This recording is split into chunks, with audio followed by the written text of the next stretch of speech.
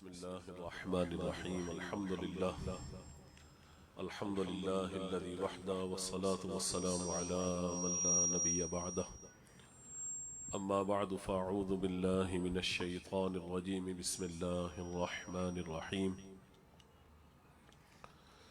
नून वल क़लम वमा यस्तुरून मा अन्त बिनिअमति रब्बिका बिमजनून व इन्नका लअला खुलुक़िन अज़ीम सदक़ल्लाहुल अज़ीम। अल्लाहुम्मा रब्बि इश्रह ली सदरी व यस्सिर ली अमरी वहलुल उक़दतम मिन लिसानी यफ़क़हू क़ौली वजअल ली वज़ीरम मिन अहली। अल्लाहुम्मा रब्बि ज़िदना इल्मन नाफ़िआ। इन्नल्लाहा व मलाइकतहू युसल्लूना अलन नबी या अय्युहल्लज़ीना आमनू सल्लु अलैहि व सल्लिमू तस्लीमा।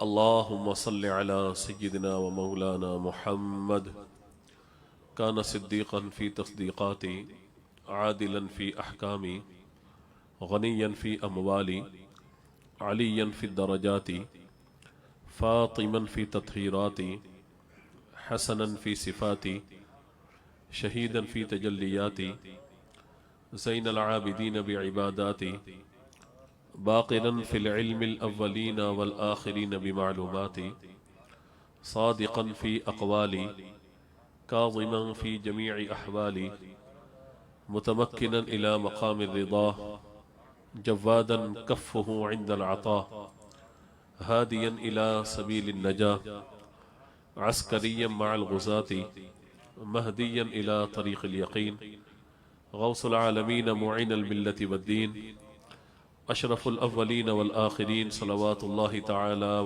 सलामुहु अलैहिम अजमईन। या रब्बि बिल मुस्तफ़ा बल्लिग़ मक़ासिदना वग़फ़िर लना मा मदा या वासिअल करमी मौलाया सल्लि व सल्लिम दाइमन अबदा अला हबीबिका खैरिल खल्क़ि कुल्लिहिम। अदम से लाई है हस्ती में आरज़ूए रसूल। अदम से यानी जब कुछ न था, अदम से लाई है हस्ती में आरज़ूए रसूल, कहाँ कहाँ लिए फिरती है जुस्तुजूए रसूल। मैं चाहता हूँ कि बाज़ौक़ अफ़राद दें तो कुछ ज़ौक़ पैदा करें ताकि मुझे कहने में आपको सुनने में मज़ा आए। अदम से लाई है हस्ती में आरज़ूए रसूल, कहाँ कहाँ लिए फिरती है जुस्तुजूए रसूल। कभी यहाँ महफिल, कभी वहाँ, कभी इस शहर, कभी उस नगर, कभी कहीं कभी कहीं। और ये तो आरज़ूए रसूल तो वो है, समझदार है, मैं सिर्फ इशारा करूंगा। कहाँ कहाँ लिए फिरती है जुस्तुजूए रसूल। हालात हाज़िरा के तनाज़ुर में भी समझ लीजिए कि कहाँ कहाँ लिए फिरती है जुस्तुजूए रसूल। समझदारों के लिए ये बात मैंने कही। कहाँ कहाँ फवासा, कहाँ कहाँ लिए फिरती है जुस्तुजूए रसूल। और जब जुस्तुजूए रसूल में हुजूर के आशिक चलते हैं तो फिर कोई भी सामने आ जाए। कहाँ कहाँ लिए फिरती है जुस्तुजूए रसूल। कभी सूली पे चढ़कर भी, कभी अपनी जान कुर्बान करके भी, सब लोगों में मुमताज होकर भी, कहाँ कहाँ लिए फिरती है जुस्तुजूए रसूल। या रसूल, या रसूल।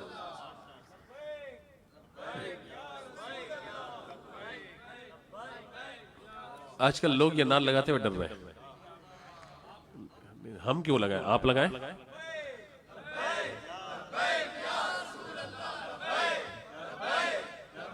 या रसूल अल्लाह लब्बैक, जिंदाबाद जिंदाबाद। तो कहाँ कहाँ लिए फिरती है जुस्तुजूए रसूल। ये बेदम शाह वारसी का कलाम है और इनके बारे में यह है, मौजू पर मैं बाद में आता हूँ, बात निकल आई तो अर्ज़ कर देता हूँ कि बेदम शाह वारसी की वालदा इनको लेकर आई थी हजरत वारिस अली शाह साहब की खिदमत में रहमतुल्लाहि ताला अलैह। जब उनके पास लेकर आई तो यानी चंद दिन के थे और इनकी सांस बंद हो गई थी। बेदम ये नाम नहीं है इनका, बेदम इनका नाम नहीं है, लेकिन हुआ ये था सांस बंद हो गई। तो जब लेकर आए कहा कि देखिए मेरे बच्चे की सांस बंद हो गई है। तो हजरत वारिस अली शाह साहब रहमतुल्लाहि ताला अलैह जिनसे सिलसिला वारसिया है, उन्होंने सीने पर हाथ रखा और कहा ये तो बेदम है, आपकी सांस जारी हो गई। और यही आपका तखल्लुस बन गया, यही आपका लक़ब बन गया। और ऐसा होता है बाद औक़ात कि असल नाम किसी को याद नहीं रहता, जो लक़ब और तखल्लुस होता है उसी से बंदा कामयाब हो जाता है। जैसे मैं आपके सामने अर्ज़ करूं, हज़रत सिद्दीक़ अकबर या हज़रत अबू बकर, ना अबू बकर आपका नाम है ना सिद्दीक़ अकबर नाम है, दोनों लक़ब है आपके, एक कुन्नियत एक लक़ब है। आपका नाम तो अब्दुल्ला है। हज़रत अबू बकर सिद्दीक़ का नाम क्या है बोलिए? अब्दुल्ला रज़ियल्लाहु ताला अन्हु। लेकिन लोगों को अब्दुल्ला नाम याद रहे या ना रहे, हम कहें मुसलमानों के पहले खलीफा हज़रत अब्दुल्ला, कहेंगे हैं क्या बात कर रहे हैं, अब्दुल्ला का, वो तो हज़रत अबू बकर सिद्दीक़ थे, तो भाई उन्हीं का नाम तो अब्दुल्ला था। लेकिन वो लक़ब इतना मशहूर हो गया कि अब्दुल्ला नाम आपका पीछे रह गया, जो बारगाह रिसालत से आपको सिद्दीक़ अकबर नाम अता हुआ वो मशहूर होता चला गया। हज़रत अबू हुरैरा, इनको देख लीजिए, नाम आपका अब्दुल्ला है या अब्दुल रहमान है। बिल्ली का बच्चा लिया था आसीन के अंदर, हुजूर की खिदमत में आए थे, हुजूर ने फरमाया या अबा हुरैरा।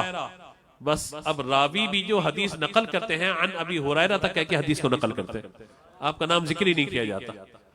तो बाद औक़ात, मैं इसी से मौजू से मुत्तसिल हो जाऊंगा इंशाअल्लाह, बाद औक़ात कोई लक़ब इंसान का मशहूर हो जाता है, कोई लक़ब इंसान का मशहूर हो जाता है, चाहे वो अच्छा हो चाहे बुरा हो। अबू जहल ये नाम तो नहीं है, अबू लहब ये नाम तो नहीं है, अबू लहब ये नाम तो नहीं है, ये तो कुन्नियत है। अबू जहल ये भी नाम नहीं है। अबू जहल की जो कुन्नियत है वो अबुल हकम थी, हिकमत वाला। हुजूर ने एक मरतबा फरमा दिया ये अबुल हकम नहीं अबू जहल है, हिकमत वाला नहीं है तो जहालत वाला है। अब लोग उसका नाम नहीं जानते, लेकिन अबू जहल जब कहेंगे समझ जाएंगे कि इस उम्मत का अगर कोई फिरौन था तो वो अबू जहल था। तो यूं होता है कि बाद औक़ात नाम पीछे, जैसे इमाम बुखारी नाम तो आपका नहीं है, इमाम मुस्लिम ये नाम भी आपका नहीं है, इमाम तिरमिज़ी ये भी नाम नहीं है, इमाम नसाई ये भी नाम नहीं है, इमाम अबू दाऊद ये भी नाम नहीं है। ठीक है, तो नाम कुछ और होते हैं लेकिन लक़ब मशहूर होते चले जाते हैं। और अगर लक़ब किसी बारगाह से अता किया हुआ हो तो उस लक़ब को, उस जात के अंदर वो बरकत मिल जाती है कि नाम कहीं और रह जाता है, उस लक़ब की बरकत से उसकी अपनी पहचान बन जाती है। तो कहा कि ये बेदम है, ये क्या है? बेदम, यानी इसमें कोई दम नहीं है, लेकिन अल्लाह ने दम जारी कर दिया। दम सांस को भी कहते हैं ना, जैसे नफ्स ये इंसान की एक कैफियत है और नफस ये सांस है। और इसी पे वो शेर है कि नफस नफस से आती है याद हुजूर की खुशबू। नफ्स से नहीं, एक जिस्म से नहीं, बल्कि नफस नफस, हर सांस से, नफस नफस से आती है याद हुजूर की खुशबू। बड़े दूर से आती है बड़े करीब की खुशबू, और पसीना क्यों ना हो मुश्को गुलाब से बेहतर कि नबी के जिस्म से आती है नूर की खुशबू। तो हजरत बेदम शाह वासी रहमतुल्लाह ताला अलैह को वारिस अली शाह साहब ने फरमाया ये बेदम है। और फिर अल्लाह ने उन्हें वो इल्म अता किया, वो आपने शायरी की, और आपका मकाम बहुत बुलंद और बाला है। यानी आप विलायत के अंदर शायराना मिजाज रखने वाले अलग सूफी हैं आप। और इन्हीं का वह है ना कि बेदम यही तो पांच है मकसूद कायनात, खैरुन्निसा हुसैन व हसन मुस्तफा अली। तो ये कलाम भी बेदम शाह वासी साहब का, जिसका मैंने मतलब आपके सामने जिक्र किया कि आदम से लाई है हस्ती में आरज़ुए रसूल। क्या मतलब? खत्म हो गए थे ना, मामला खत्म हो गया था। नहीं कहते हैं कि आदम हो गया, खत्म हो गया, लेकिन अल्लाह ने वजूद अता फरमा दी, हस्ती अता फरमा दी। तो कहते हैं क्यों मिला है? कहते हैं आदम से लाई हस्ती में आरज़ुए रसूल, और कहां कहां लिए फिरती है जुस्तजुए रसूल। और इसका मख्ता, मैं मतलब पढ़ने के बाद मख्ते पर आ जाता हूं। देखिए हुजूर ने इरशाद फरमाया था, आयशा सिद्दीक़ा रज़ियल्लाहु तआला अन्हा रिवायत करती हैं कि रहमत आलम सल्लल्लाहु तआला अलैहि वसल्लम ने फरमाया कि क़यामत के दिन अल्लाह ताला हिसाब लेगा। कुरान पाक में जिक्र है अल्लाह ताला हिसाब लेगा। तो हज़रत आयशा सिद्दीक़ा रज़ियल्लाहु तआला अन्हा ने अर्ज़ किया, या रसूल अल्लाह, अल्लाह ताला कैसे हिसाब लेगा? फरमाया कि अल्लाह तबारक व तआला अगर किसी की हिसाब करने में गरिज़ फरमा लेगा तो वो फंस जाएगा। तो अल्लाह तबारक व तआला मुझे इज़्न शफ़ाअत अता फरमाएगा, और मैं लोगों की शफ़ाअत करूंगा, उन्हें जन्नत पे दाखिल करूंगा, शफाअत करूंगा और जन्नत पे दाखिल करूंगा। वरना याद रखो आयशा, अगर अल्लाह ताला ने किसी भी एक नेमत का हिसाब ले लिया, बंदा हलाकत और तबाही के अंदर मुब्तला हो जाएगा। मफ़हूम हदीस है, मफ़हूम हदीस के बंदा हलाक को बर्बाद हो जाएगा। तो आप बेदम शाह वारिस रहमतुल्लाह ताला अलैह क्या कहते हैं? अजब तमाशा हो मैदान हश्र में बेदम, अजब तमाशा हो मैदान हश्र में बेदम, कि सब हो पेश खुदा और मैं रूबरूए रसूल, कि सब हो पेश खुदा और मैं रूबरूए रसूल। और मेरे आका सल्लल्लाहु तआला अलैहि वसल्लम ने फरमाया कि अल्लाह तबारक व तआला ने मुझे शफाअत का इज़्न अता फरमाया। शफाअत कहते सिफारिश को, किसी पाक बारगाह में सिफारिश करना, अर्जी पेश करना कि ये अर्ज है, इसे कबूल कर ले। आला हज़रत रहमतुल्लाहि तआला अलैह ने लिखा है, इन अहादीस को जब आपने फतवा रज़विय्या में जमा फरमाया, फरमाते हैं कि हुज़ूर सल्लल्लाहु तआला अलैहि वसल्लम ने फरमाया कि अल्लाह ताला ने मुझे ये इख्तियार दिया, चाहे तो मेरी आधी उम्मत को जन्नत में बिला हिसाब दाखिल फरमा दे, या अल्लाह ताला मुझे शफाअत का इज़्न अता फरमा दे। तो क्या मैंने शफाअत का इज़्न अल्लाह से तलब किया, या अल्लाह मुझे शफाअत का इज़्न अता फरमा दे। तो मामला ये है कि शफाअती लि अहलिल कबाइर मिन उम्मती, हुज़ूर ने फरमाया कि जो मेरी उम्मत के कबीरा गुनाह करने वाले हैं, मेरी शफाअत उनके लिए है। खास तौर पे जिनसे गुनाह हो गए दुनिया में रहते हुए, अल्लाह तबारक व तआला के महबूब अलैहिस्सलातु वस्सलाम क़यामत के दिन उनकी शफाअत फरमाएंगे। और जब शफाअत फरमाएंगे और उनके एजाज़ व इकराम जब बुलंद हो रहे होंगे, तो हुजूर की ये हदीस मुबारक याद रखिए, फरमाया शफाअत को अल्लाह ने मेरी दुल्हन बना दिया। शफाअत को अल्लाह ताला ने मेरी दुल्हन बना दिया है। शफाअत का माना क्या होता है कि सिफारिश करना, अर्जी पेश करना। और आप देखिए कि दुनिया का कानून और मामला क्या है कि अगर कोई शख्स वकील को करता है कि भाई जज के सामने जाकर मेरी बात करो, तो क्या कहता है कि मेरे मुवक्किल ने ये गुनाह नहीं किया, मेरे मुवक्किल ने ये खता नहीं की, मेरे मुवक्किल ने ये जुर्म नहीं किया, लिहाजा इसको छोड़ दिया जाए। मेरे मुवक्किल ने ये काम नहीं किया, अगरचे किया उसने, और किया होता है, फवाद साहब किया होता है, लेकिन वकील खड़ा होता है, इसे नहीं किया, इसे नहीं किया। या अगर देखता है मामला खराब हो रहा है तो तैयारी करने के लिए, भाई मुझे केस की तैयारी करनी है, मुझे जरा मौका दिया जाए, ये जनाब मेरा मुवक्किल आ नहीं सकता, लिहाजा उसको थोड़ा सा रियायत दी जाए, उसको हाजिरी से इस्तिस्ना पेश किया जाए। ये सारी बातें हमारी अदालत, हमारा कानून, हमारा मामला, ये सारे का सारा यहाँ चल रहा होता है। तवज्जो कीजिएगा, ये सारा मामला यहाँ चल रहा होता है। वकील क्या कहता है कि जनाब इसने ये जुर्म नहीं किया, लिहाजा छोड़ दिया जाए, मेरे मुवक्किल को बाइज्जत बरी किया जाए, इस पे झूठा इल्जाम लगाया गया, इसने ये काम नहीं किया। अल्लाहु अकबर। दुनिया का मामला तो ये है, हुजूर क़यामत के दिन हमारे वकील होंगे। बाद लोगों ने ये लिखा, लेकिन मैं इससे बढ़ के जुमला कहता हूँ कि हुजूर क़यामत के दिन हमारे वकील तो होंगे ही होंगे, लेकिन वकील का दर्जा कुछ नीचे होता है। हुजूर क़यामत के दिन हमारे शफी होंगे, हुजूर क़यामत के दिन हमारे शफी होंगे।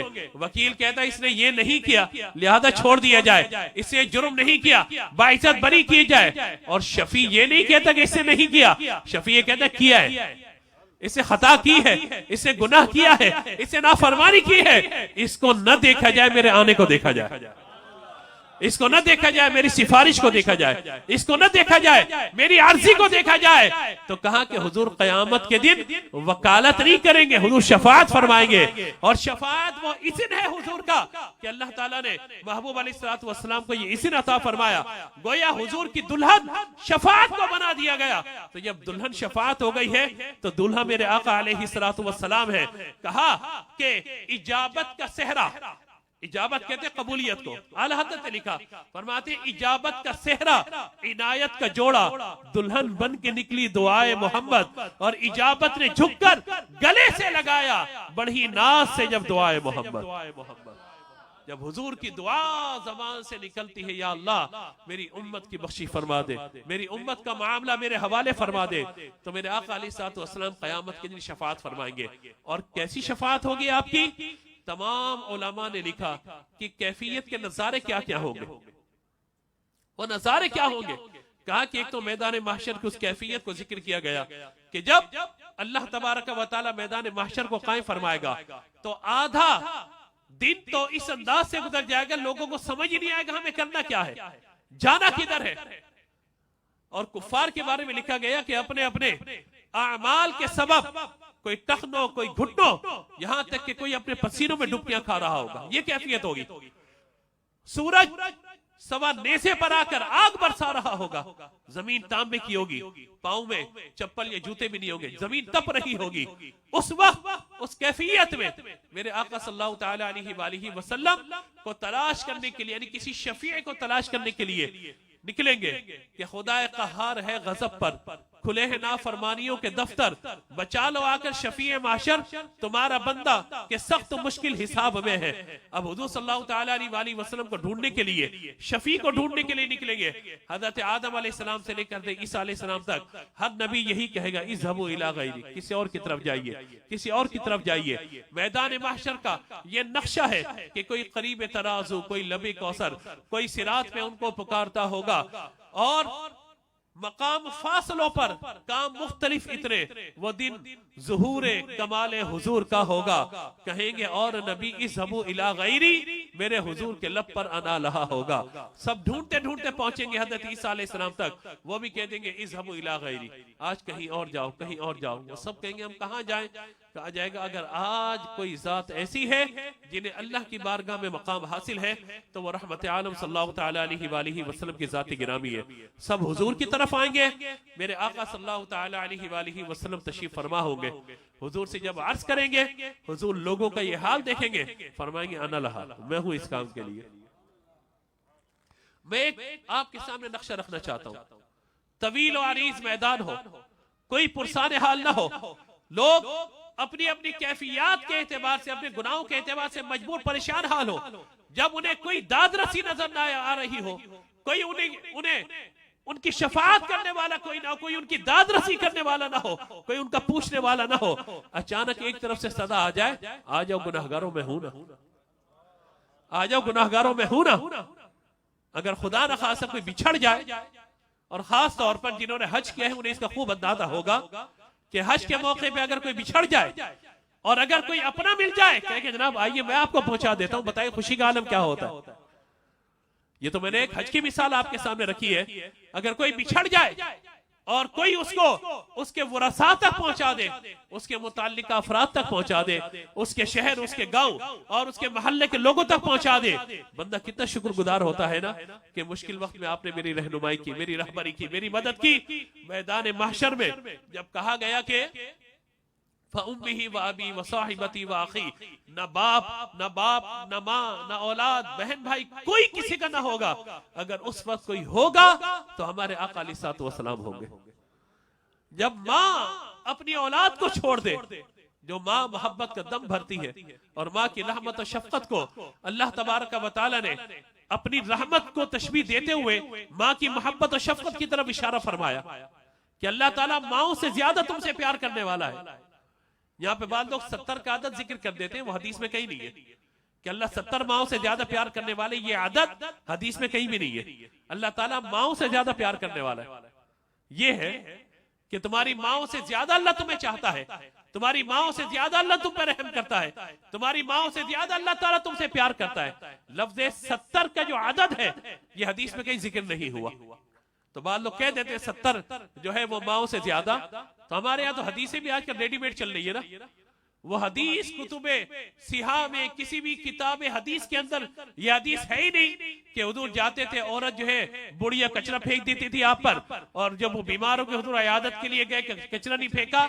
ये हदीस कहीं है ही नहीं, कुतुबे हदीस में ये हदीस कहीं पे है ही नहीं, और हमारे यहाँ बयान किया जा रहा होता है। अभी 2 दिन पहले मैं देख रहा था, कल लोगों पर मेहरबानी करें, और एक रिटायर्ड जनरल साहब है, वो बैठे थे एजाज अवान साहब के, औरत जो कचरा फेंकती थी हुजूर उसको माफ कर देते थे।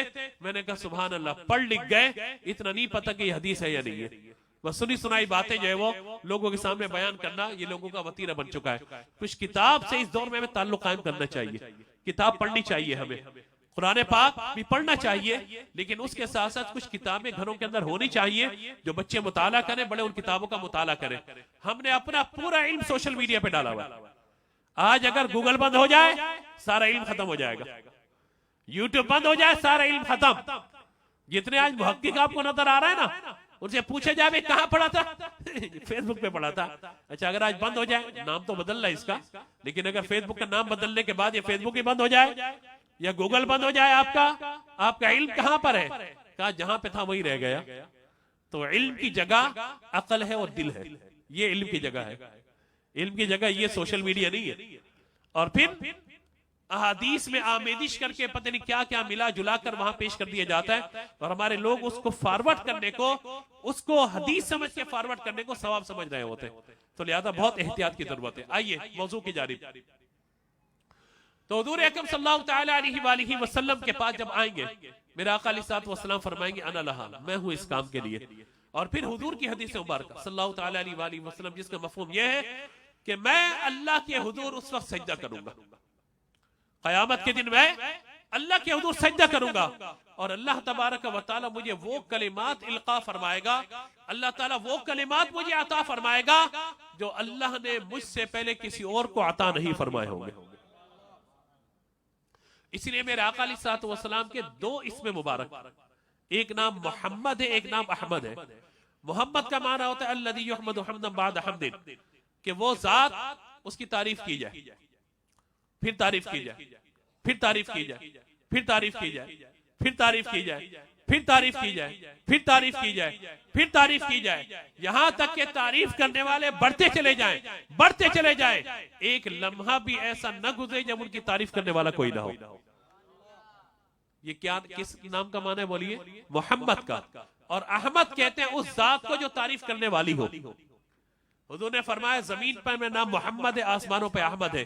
फरमाया क़यामत के दिन मैं इस नाम की सिफत के साथ अल्लाह की तारीफ करूंगा, और ऐसी तारीफ करूंगा, ऐसी तारीफ करूंगा मुझसे पहले किसी और ने रब की ऐसी तारीफ नहीं की होगी।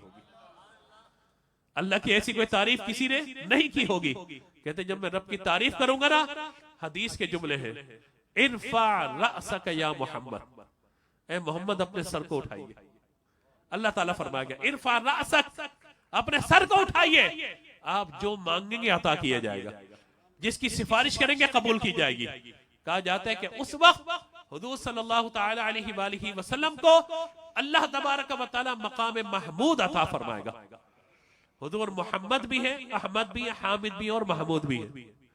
और इन तमाम के अंदर जो लफ्ज मुश्तरक है या हरूफ असलिया है वो हामीम और दाल है। हम से है सारे के सारे। कई हुजूर की हमद हो रही है, कई हुजूर हम फरमा रहे हैं, कई हुजूर हामिद है, कई हुजूर महमूद है, यानी हुजूर तशरीफ फरमा है और तमाम अंबिया अल्लाह की सारी मखलूक हुजूर की हमद कर रही है, हुजूर की तारीफ कर रही है, हुजूर का जिक्र कर रही है। आसा अन यबअसका रब्बुका मकाम महमूदा, कहा कि महबूब क़यामत के दिन अल्लाह तबारक व तआला अन करीब आपको मकाम महमूद अता फरमाएगा। मकाम महमूद क्या है? अव्वलीन और आखिरीन सब जमा होकर हुजूर की तारीफ करेंगे। जो आज तारीफ नहीं करते क़यामत में वो भी करेंगे, लेकिन फर्क है, कोई मसरूर होके करेगा, कोई मजबूर होके करेगा। इसीलिए आला हज़रत ने लिखा ना, आज ले उनकी पनाह, आज मदद मांग उनसे, फिर न मानेंगे क़यामत में अगर मान गया। और उन्हें जाना, उन्हें माना, न रखा गैर से काम, लिल्लाहिल हम्द में दुनिया से मुसलमान गया। और तुम पर मेरे आका की इनायत न सही, मुनकिरों कलमा पढ़ाने का भी एहसान गया। ये एहसान भी नहीं मानोगे हुजूर ने कलमा पढ़ाया, ये भी नहीं मानोगे कि हुजूर ने हमें इस्लाम पहुंचाया। अल्लाहु अकबर। मेरे आका सल्लल्लाहु तआला अलैहि वसल्लम शफाअत फरमाएंगे, और उस वक्त कैफियत यह होगी कि तमाम लोग सिफारिश लेकर हुजूर की खिदमत में आएंगे। हुजूर उनकी सिफारिश अल्लाह की बारगाह में पेश करेंगे। यानी अल्लाह की बारगाह में क़यामत के दिन अगर कोई वसीला होगा तो वह ज़ात पाक मुस्तफ़ा होगी। इसलिए कहा ना कि आज ले उनकी पनाह, आज मदद मांग उनसे। हुजूर से ताल्लुक मजबूत कर लीजिए। जब ताल्लुक मजबूत होगा तो क़यामत के दिन अल्लाह के हुजूर आपकी शफाअत भी कर देंगे।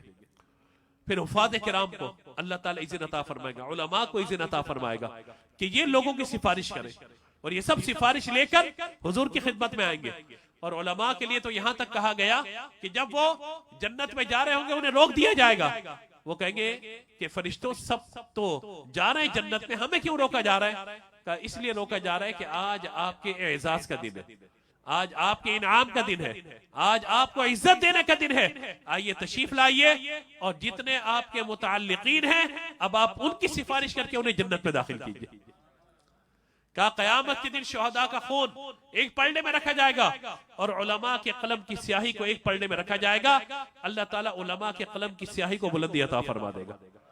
वजह क्या है कि शहीद ने अपना खून दिया इस्लाम के लिए, लेकिन ये कलम से जो दीन की खिदमत कर रहे हैं ना, जो लोगों तक वादो नसीहत और लिख लिख कर अल्लाह उसके रसूल के दीन का पैगाम पहुंचा रहे हैं, का शहीद का मकाम बुलंद है, लेकिन आलिम का मकाम शहीद से कहीं बहुत ज्यादा बुलंद वाला है। ये अल्लाह ताला ने उलमा को इज्जत वक़ार अता फरमाया। फिर एक बात और जो समझने की है कि कयामत के दिन कायम होगा, अल्लाह तबारक व तआला जानता है किसे जन्नत में जाना है, किसे जहन्नम में जाना है, सब पता है अल्लाह के इल्म में। कौन कह सकता है कि अल्लाह नहीं जानता? या ये अल्लाह ताला कयामत के दिन जानेगा कि किसको जन्नत में भेजना है, किसको जहन्नम में? ऐसा तो नहीं है। अल्लाह तो जानता है कौन जन्नती कौन जहन्नमी, किसका हिसाब लिया जाएगा किसका नहीं लिया जाएगा, किसको जहन्नम से निकाल के जन्नत में दाखिल किया जाएगा, किसकी शफाअत करके दर्जे बुलंद किए जाएंगे, ये सब जानता है अल्लाह तबारक व तआला। फिर मैदान माशर कायम क्यों किया जा रहा है? मैदान माशर कायम क्यों किया जा रहा है? फकत इतना सबब है इनइकादे बज़्म महशर का, उनकी शान महबूबी दिखाई जाने वाली। जिस महबूब के लिए अल्लाह ने इस सारी कायनात को बनाया, आज सारे जमा हो जाओ, देख लो महमूद की कुर्सी पे कौन तशरीफ फरमा है, हम की कुर्सी पे कौन तशरीफ फरमा है, इज्जत की कुर्सी पे कौन तशरीफ फरमा है, अल्लाह की बारगाह में सबसे बुलंद मकाम मर्तबे पर कौन तशरीफ फरमा है, आला हज़रत रहमतुल्लाहि तआला अलैह। इस सारे मंजर को देखकर झूम उठे, कहते हैं कि बस कयामत का दिन जब कायम हो जाए तो हमारी ये कैफियत हो जाए कि सबा वो चले, कि बाग फले, वो फूल खिले, कि दिन हो भले, लिवा के तले सना में खुले, रजा की ज़बां तुम्हारे लिए। और अपने सलाम में क्या फरमाते हैं इख्तिताम पर आकर? कहते हैं कि काश महशर में जब उनकी आमद हो और भेजे सब उनकी शौकत पे लाखों सलाम, जब सब सलाम भेज रहे हो तो फरिश्ते मेरे पास आ जाए और आकर क्या कहें? मुझसे खिदमत के कुस्सी कहें हाँ रजा। कहते हैं मैं शुरू कर दूं मुस्तफा जाने रहमत पे लाखों सलाम। तो मैदान महशर में उन्हीं के वारे नियारे होंगे जिन्होंने हुजूर के कमालात और इख्तियारात को अपने दिल में बसाया होगा, हुजूर की इज्जत और नामूस का पहरा देने के लिए अपने आप को तैयार किया होगा, अपनी नस्लों को तैयार किया होगा, हुजूर की खत्म नबुव्वत के लिए अपना सब कुछ कुर्बान करने के लिए जो तैयार होंगे, हुजूर की शफाअत भी अल्लाह ताला क़यामत के दिन उन्हीं को अता फरमाएगा। अब ये एतराज कि जब क़यामत के दिन माँ बाप अलग हो गए, औलाद अलग हो गई, तो माँ बाप के रिश्ते का क्या फायदा, औलाद के रिश्ते का क्या फायदा? हम दुनिया में कहते हैं अम्मा अब्बा के लिए सब कुछ लुटा दो, माँ बाप अपनी औलाद के लिए सब कुछ कुर्बान कर देते हैं, तो कयामत के दिन रिश्ते भी खत्म हो जाएगा। तो असल जो भी रिश्ते हैं वो सब दुनिया की हद तक है, जो भी नेमतें हैं वो दुनिया की हद तक है। इसीलिए दुनिया में जिन लोगों के साथ हमारा एक ताल्लुक है, चाहे वो नसबी एतबार से है, चाहे ससुराली एतबार से है, चाहे पड़ोस के एतबार से, चाहे ईमान व अकीदे के एतबार से, किसी भी एतबार से हमारा ताल्लुक है, तो दुनियावी उमूर में हमें उनके हक की रियायत का हुक्म दिया गया। माँ बाप को हुक्म है औलाद की तरबियत करें, उनकी अच्छी तालीम का एहतमाम करें, जब बुलूगत को पहुंचे तो अच्छी जगह देखकर उनका रिश्ता करें, निकाह करें, बस यहां तक माँ बाप की जिम्मेदारी है। लेकिन औलाद की जिम्मेदारी माँ बाप की पूरी जिंदगी तक भी है, उनके इंतकाल के बाद भी है। यानी फरमाया कि जब तक वो हयात है वो तुम्हारे लिए जन्नत भी है दोज़ख भी है। माँ बाप अगर नाफरमानी करेंगे और माँ बाप नाराज है तो गोया कि जहन्नम के दरवाजे खोल रहे हैं अपने लिए। एक साहबी हुजूर की खिदमत में, या रसूलल्लाह मेरे रोजगार में कमी है, हुजूर ने फरमाया अपने माँ बाप के लिए दुआ करना तर्क तो नहीं कर दी? कहा हुजूर नहीं। फरमाया माँ बाप के लिए दुआ करो, अल्लाह तुम्हारी रोजी में बरकत अता फरमाएगा। एक साहबी है, हुजूर मेरी रोजी में तंगी महसूस होती है। कहा तुम किसी सफेद दाढ़ी वाले बुजुर्ग के आगे तो नहीं चले, उसे पीठ तो नहीं की? क्योंकि हुजूर की हदीस मुबारक है कि जो हमारे छोटों पे शफकत नहीं करता, हमारे बड़ों का अदब नहीं करता, फलैसा मिन्ना, वो हमारे तरीके पर नहीं है। मल्लम यरहम सगीरना वलम युअक्किर कबीरना फलैसा मिन्ना, औ कमा क़ाला अलैहि सलाम। तो बड़ों का अदब एहतराम जरूरी है, पड़ोस का अदब एहतराम जरूरी है। माँ बाप तो वो हस्ती है कि जिनका हर लम्हे अदब एहतराम किया जाएगा, जब तक कि वो अल्लाह के दीन के खिलाफ कोई बात न करे, जब तक अल्लाह के दीन के साथ वो बात करते रहे, हम पर लाजिम है कि उनकी इताअत करें, उनका कहना माने। और याद रखिएगा कि बाद औकात माँ बाप की शफाअत औलाद के हक में और बाद औकात औलाद की शफाअत माँ बाप के हक में कबूल होती है। इसकी मिसाल मैं आपको दे देता हूँ। रहमत आलम सल्लल्लाहु तआला अलैहि वसल्लम ने फरमाया, जिस शख्स ने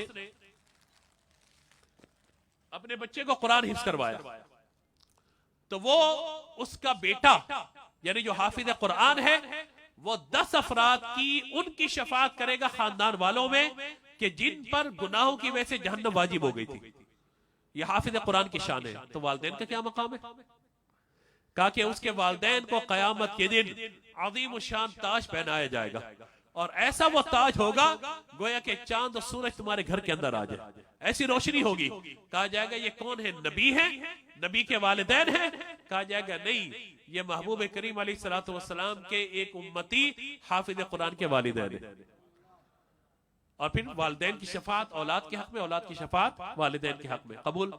मैं एक बात अर्ज करना चाहता हूं, बड़ी तवज्जो से इस बात को सुनिएगा कि जब एक आम हाफिज कुरान, एक आम हाफिज कुरान के वालिदैन की ये शान है। तवज्जो है आप सबकी? थक तो नहीं गए? मैं बात खत्म कर देता हूं क्योंकि मिजाज नहीं है कि थके हुए लोगों को मैं मजीद थकाऊं। कुछ हाँ ना कहें ताकि मैं बात अगली कर सकूं आपसे। करें? जज़ाकल्लाह। वैसे मना करने पे कौन सा मैं रुक जाता। ज़ाहिर मुझे तो अपनी बात पूरी करनी है, जो हमने वक्त में रह के पूरी करूंगा। जो वक्त मेरा 7 मिनट तकरीबन बाकी है मेरे पास, इंशाल्लाह पूरे वक्त पे बात खत्म करूंगा। है भाई? ऑन एयर टाइम और ऑफ एयर टाइम हमारा बिल्कुल फिक्स है। इतने बजे हम बैठे, जब ये प्रोग्राम वाइंड अप करना है उससे पहले पहले हमें अपनी बात मुकम्मल करनी है ताकि ना कोई ब्रेक आए, ना टाइम ऊपर चला जाए, है ना कोई इधर उधर की बात हो। तो मैं याद करना था एक हाफिज कुरान, उसके वालिद का ये मकाम कि अल्लाह ताला क़यामत के उन्हें ताज अता फरमाए, लोगों में उन्हें नुमाया मकाम हासिल हो। जब एक आम हाफिज कुरान का मकाम और उसके वालिद का मकाम इतना है, आम हाफिज कुरान को अल्लाह ताला 10 अफराद की शफाअत का हुक्म इरशाद फरमाएगा। वो 10 कि जिन पर जहन्नम वाजिब हो गया का शफाअत करो, जन्नत में दाखिल करो। ये हाफिज कुरान की बात करूं, हाजी के लिए भी है, दीगर चीजें भी है, लेकिन खास पैगाम इस बात पे देना चाह रहा हूं मैं कि हाफिज कुरान के लिए रियाज भाई हुक्म ये है कि 10 अफराद की शफाअत और उसके माँ बाप को ताज। माशाल्लाह आपका बेटा भी हाफिज है, अल्लाह ताला आपको भी ये एजाज अता फरमाए, मुझे भी और दीगर जो बच्चे हिफ्ज कर रहे हैं उन्हें उनके वालिदैन को भी ये एजाज अता फरमाए कि क़यामत के दिन उन्हें कुरान की तालीम दिलाने की बरकत की वजह से अल्लाह ताला हुफ्फाज को भी मकाम अता फरमाएगा, उनके वालिदैन को भी ताज अता फरमाएगा। मैं आपके सामने ये बात अर्ज करना चाहता हूं, बताइए जरा कि जब एक आम उम्मती का ये मकाम है कि उसका बच्चा कुरान हिफ्ज करे, अल्लाह ताला उसे इतनी शफाअत अता फरमाए, उसके वालिदैन को ताज अता फरमा दे। जब उम्मती और उसके वालिदैन का ये आलम है तो मेरे आका के वालिदैन का मकाम कितना बुलंद वाला होगा, हुजूर के वालिदैन का मकाम कितना बुलंद वाला होगा। क्या अब भी उनके ईमान में कोई फर्क करेगा? उनके ईमान पर कोई कलाम करेगा? अरे आम हाफिज कुरान के वालिदैन इतने बुलंद मकाम पर पहुंच जाए तो मेरे आका अलैहिस्सलातु वस्सलाम के वालिदैन को अल्लाह ने कैसा मकाम अता फरमाया होगा। तो ये इशारे होते हैं बाद औक़ात, जो बात करते करते बात आप तक पहुंचा दी जाती है, दलाइल अपने मकाम पर, लेकिन बाद औक़ात अकली दलील होती है जो दिमाग में बैठ जानी चाहिए और जहन नशी हो जानी चाहिए ताकि कल कोई बात कर सके तो आप उसे नकली अंदाज में जवाब दे सके। और अगर अकली अंदाज में, और अगर उसको दलाइल चाहिए उलमा के पास लेकर आइए, वो फिर अपने एतबार से दलाइल देंगे।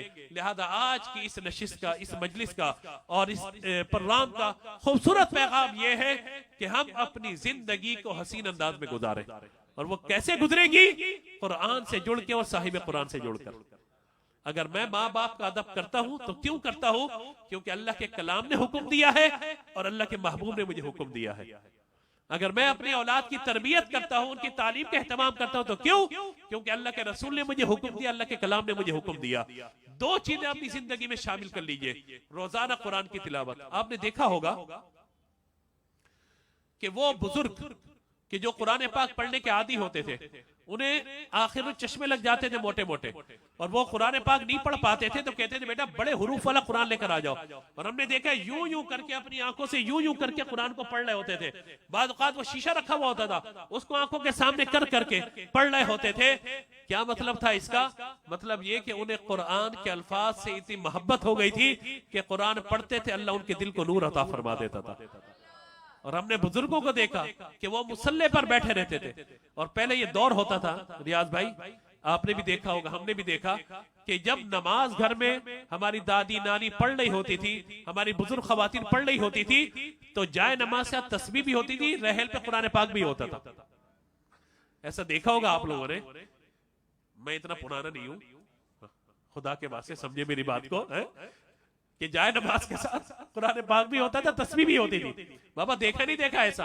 कोई एक आध बंदा बता दे मुझे। हाँ देखा है ना? आज आपको ना तस्बीह नजर आती है ना कुरान नजर आता है, ऐसा है या नहीं है? बल्कि घरों से अब कुरान पाक को जुज़दान में लपेट के रख दिया जाता है। रमजान में भी बहुत कम लोग हैं जिन्हें तौफीक होती है कुरान पाक को उतार लेनी चाहिए, उठा लें उसे। तो मेरे ख्याल में हम आए, कुल्लु शैइन यरजिउ इला असली, हर शय अपनी असल की तरफ लौटती है, तो लिहाजा हम भी लौटे इस जानिब कि हम जब भी नमाज पढ़े घर में खवातीन, क्योंकि तशरीफ फरमा है, उनके लिए पैगाम नसीहत के तौर पर है कि घर का मर्द तो घर से बाहर है, पूरा पूरा दिन, बाद औकात पूरी पूरी रात। क्यों फवाद साहब? हमारी सुबह होती है, आपकी रात होती है, आपकी रात हमारी सुबह, तो ये चल रहा होता है मामला सारा। हर एक की अपनी मसरूफियत, हर एक की अपनी नौयत है, लेकिन घर की खवातीन जरूर इसका एहतमाम करें। और वो बुजुर्ग कि जो मस्जिद तक नहीं जा पाते अपनी बीमारी की वजह से, घर में नमाज पढ़ते हैं, तो उनसे गुजारिश ये है कि आप अपना मामूल बनाइए कि जाए नमाज के साथ तस्बीह भी आपकी मौजूद हो और एक डेस्क पे कुरान पाक भी रखा हुआ हो। आपको चंद सूरतें पढ़नी आती है, आप पढ़ना शुरू करें। आप एक महीना ये काम करके देखिए, आप देखिएगा आपके घर में कितनी रहमतें नाजिल होंगी, कितनी बरकतें नाजिल होंगी इंशाअल्लाह। क्योंकि कुरान से बढ़ के क्या बरकत होगी? यानी कुरान को छोड़ देते हैं फिर बरकत के मुतमन्नी है। कुरान को छोड़कर हम अपनी रोजगार में बरकत की दुआ कर रहे होते हैं, तो याद रखिए कुरान की बरकत वो है, फरमाए कि जो कुरान पढ़ता रहे, कुरान की तिलावत करता रहे, और कुरान की तिलावत की कसरत की वजह से उसे दुआ मांगने का मौका ना भी मिले, अल्लाह ताला उसे मांगने वालों से ज्यादा अता फरमा देता है। क्योंकि कुरान अल्लाह का कलाम है ना।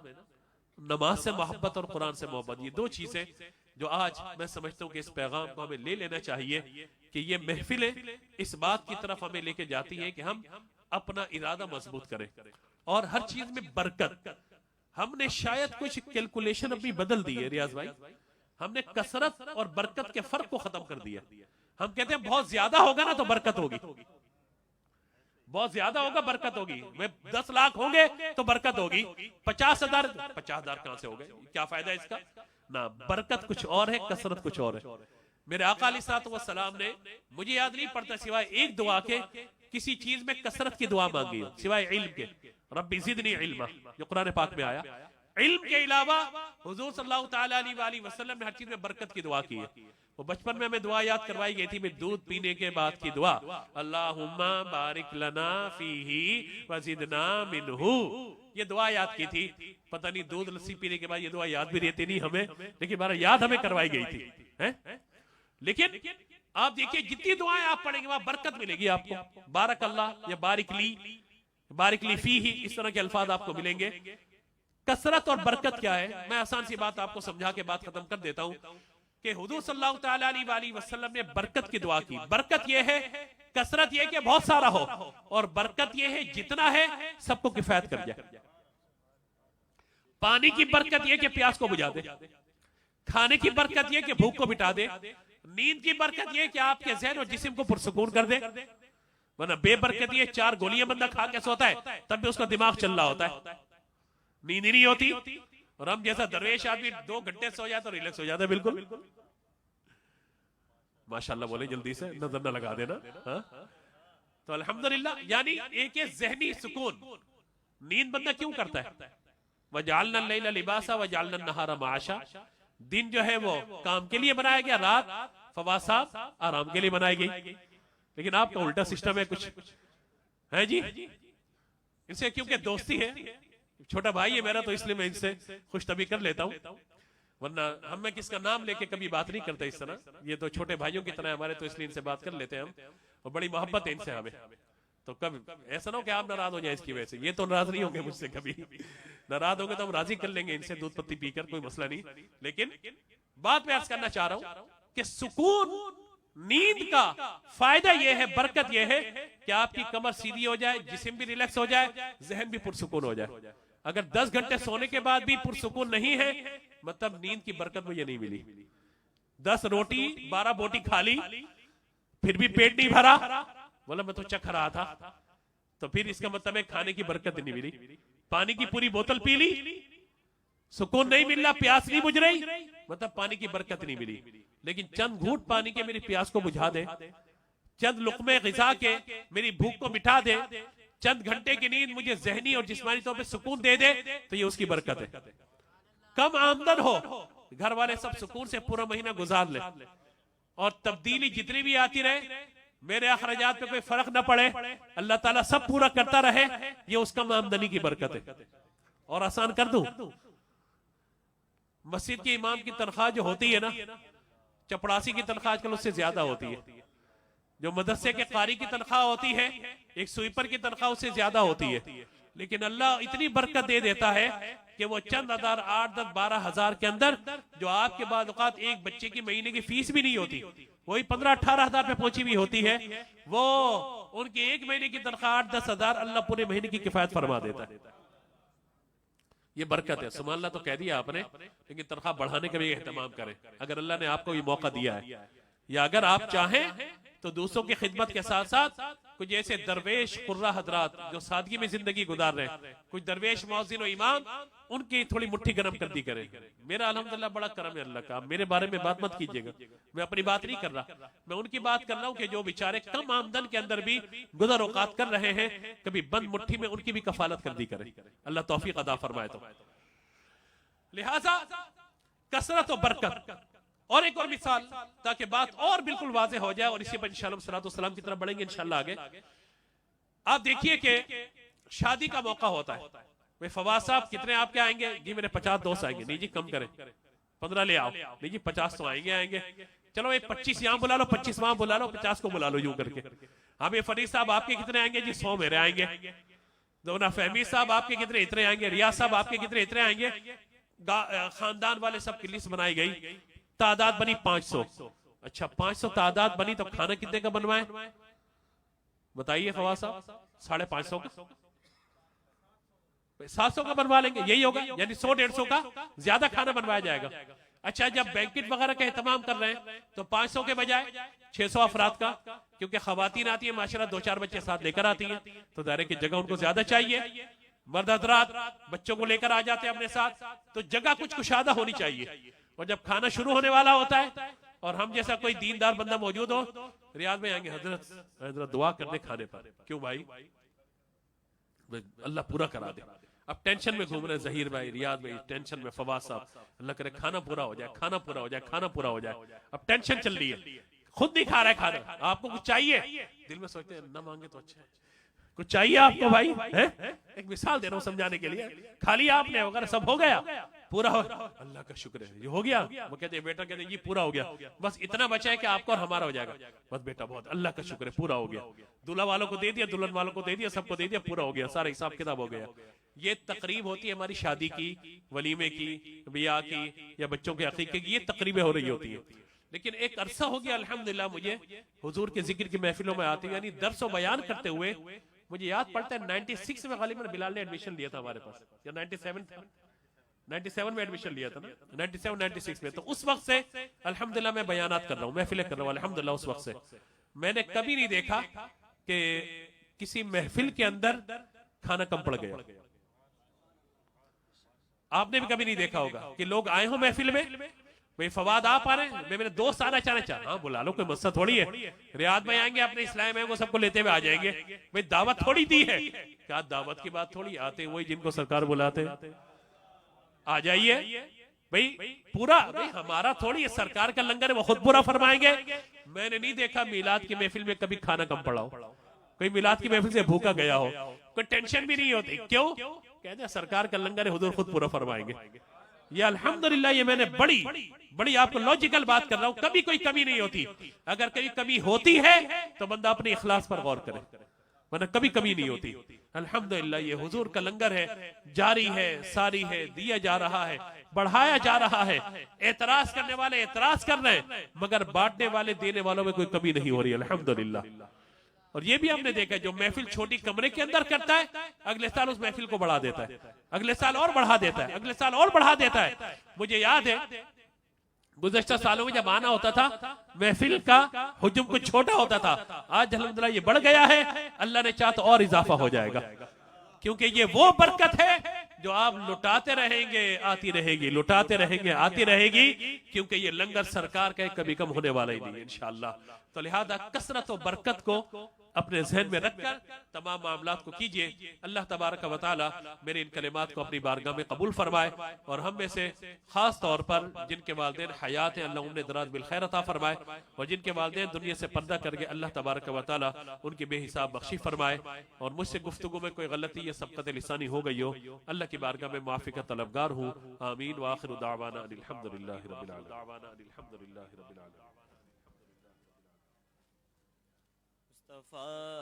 जाने रहमत लाखो सलाम शम्अ बज़ में हिदायत पे लाखो सलाम शम्अ बज़ में हिदायत पे लाखो सलाम। जिस सुहानी घड़ी चमकता पाका चाँद, जिस सुहानी घड़ी चमकता पाका चाँद, उस दिल अफरोज़ साअत पे लाखो सलाम। जिस तरफ उठ गई दम में दम आ गया, उसने गाहे ऐनायत पे लाखो सलाम। दूरो नज़दीक के सुनने वाले वो कार, दूरो नज़दीक के सुनने वाले वो कार, दूरो नज़दीक के सुनने वाले वो कान, काने लाले करामत पे लाखो सलाम। महशर में जब उनकी आमद हो और भेजे सब उनकी शौकत पे लाखो सलाम। मुझसे खिदमत के कुदसी कहे मुझसे खिदमत के कुदसी कहे हाज़ा मुस्तफ़ा जाने रहमत पे लाखो सलाम। शम्अ बज़ में हिदायत पे लाखो सलाम। शम्अ बज़ में हिदायत पे लाखो सलाम।